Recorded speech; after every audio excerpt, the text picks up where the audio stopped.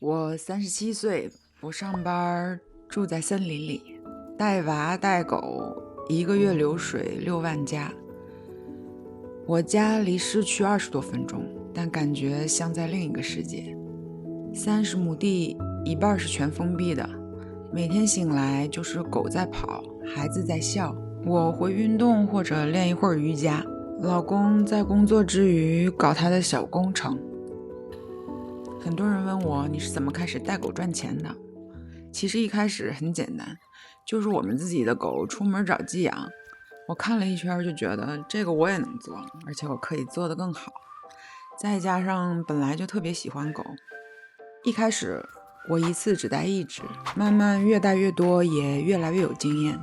后来我找到一个平衡，既能给每一只狗足够好的照顾，也不会把自己的生活弄得太累。现在是我带狗的第4年，平均同时照顾5只狗，一个月流水就有6万加。很多狗我是看着它们从小长大的，对它们来说，这里就像第2个家。有的狗不爱吃饭，我会单独给它做狗饭，或者换不同的 topping。爱玩球的，我可以陪它玩1-2个小时。我们对待它们其实就跟自己的狗一样，当然也不是一直都这么轻松。有娃之后能兼顾，是因为姥姥和奶奶轮流来帮忙，也有很多不容易的时候，甚至也有一些小事故，这些以后可以慢慢跟你们聊。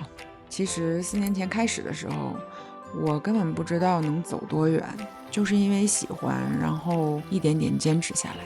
现在的生活，有狗在草地上跑，有孩子在身边长大，有森林四季的变化，也有热腾腾的2餐和晚上的1杯小酒，还有一点点自由。我是 Evo， 和我的狗子们住在森林里。关注我，下条视频带你们看我一天是怎么照顾5只狗的。拜拜。